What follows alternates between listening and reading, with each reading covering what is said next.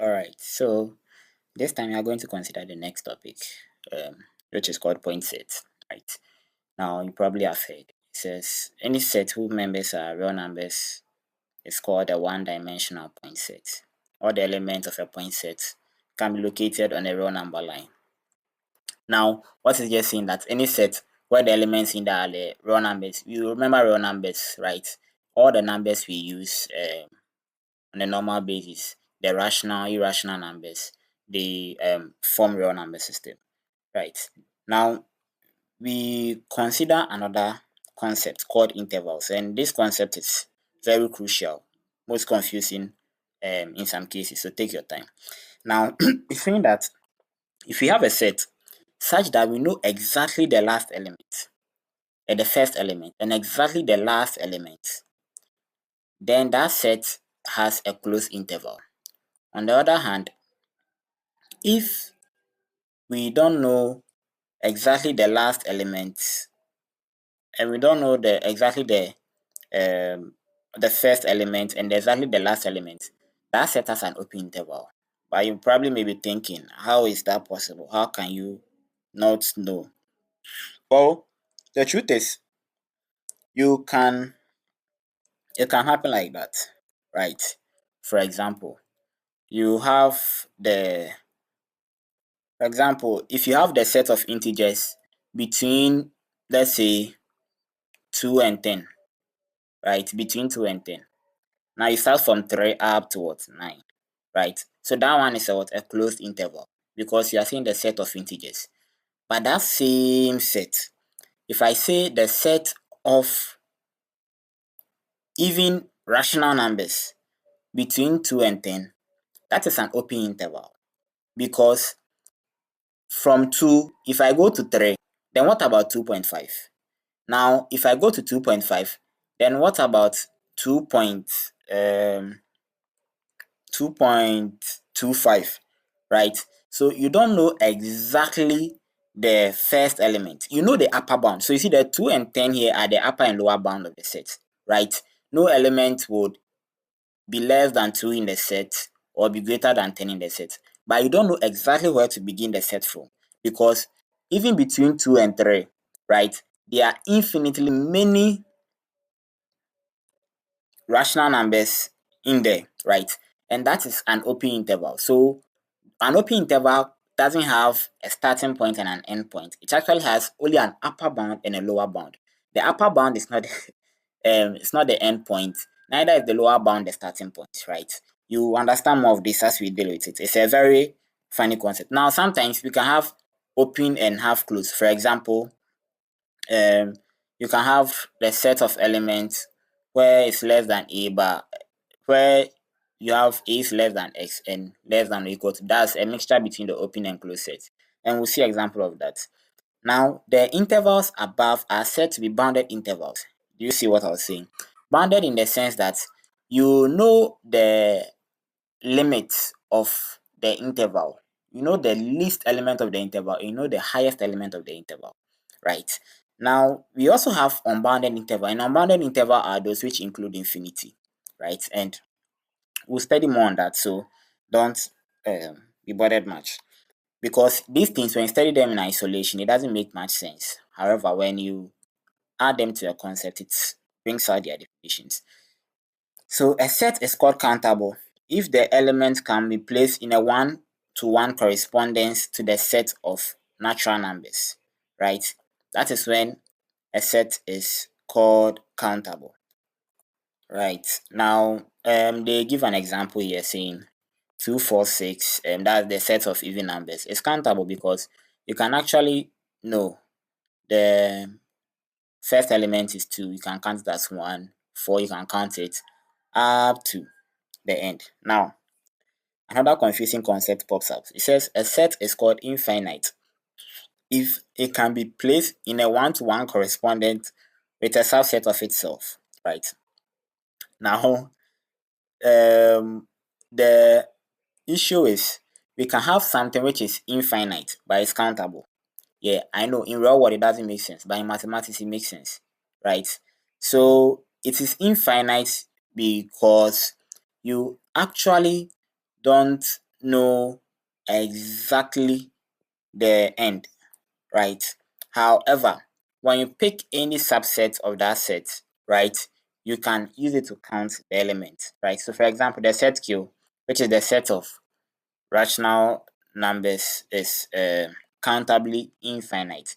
That is, when you take a subset of Q, right, you can put it as numbers, or you can use it to label another set of Q or another set of Q. And I said these things when you're studying in isolation, it makes not much sense, but we'll understand them. Now, there is also another concept, and the concept is called the neighborhood and the limit point, right? Now, the set of all points x such that the absolute value of x minus a is less than delta, where a is a member of R and delta is greater than 0, is called the neighborhood of the point A, right?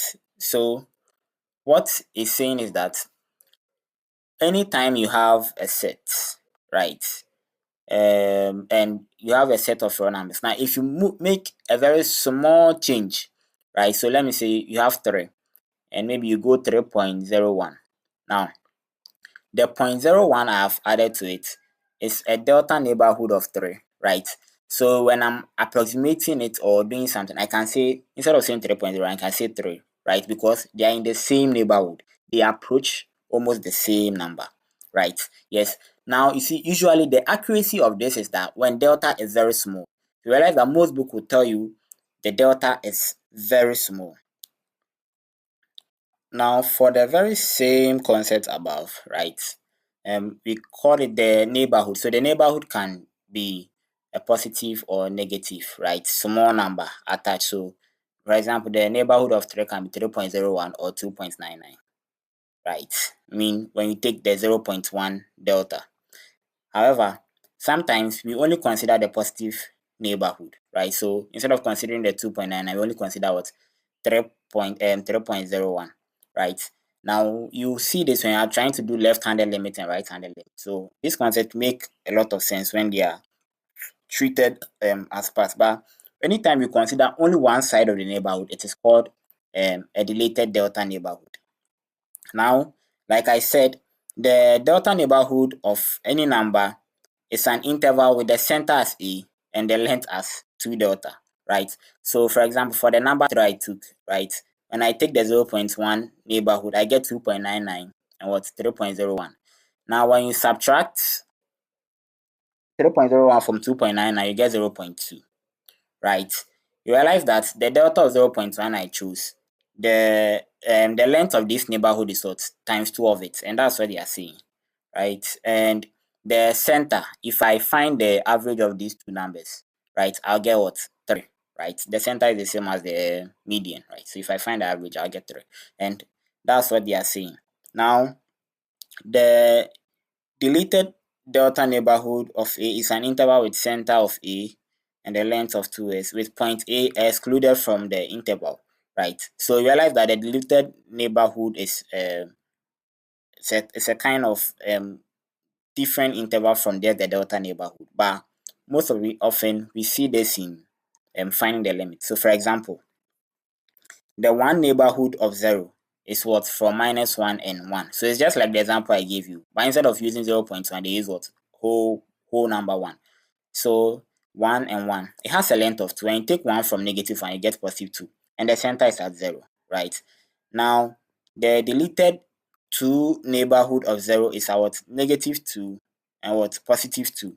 But we make sure that the center 0 is not part, right? We make sure that we never choose 0 as part of the set, right? So although this definition seems like if this range consists of -2 and 2, then why don't we include 0?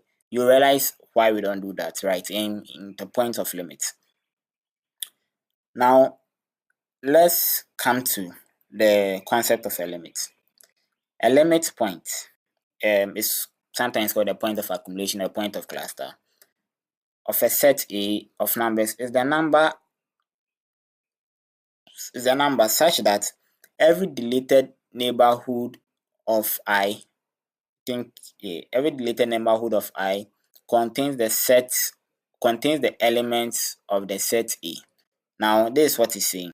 The limit point of any set, right, is such that, so for example, if I take this open interval, 3, 4, like this is a set of, let me assume that this is a set of rational numbers. So if I take the open interval from 3 up to 5, this open interval, the set of rational numbers, right?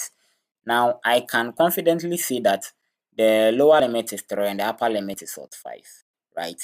That is because any very small number I subtract from 3, right, still the elements of this set will still be contained in it, right? So if I take 0.1 from 3, right, I get 2.99 up to 5, right? Still, all the other elements of the set will be in it, right? They will be within the neighborhood. Now, for example, 0 is a limit point of this set, right? No element in this set, this interval, right, would reach 0, will be less than 0, right? And no element of this set will also be greater than 1, right? They'll be within this range, right? So it is a limit point of the set. Now, if you're able to get very small delta, you can prove it. So, for example, it is clear that the delta will always be less than x and always less than what? The upper limit. So the minus delta and the minus delta will be less than x, and it will all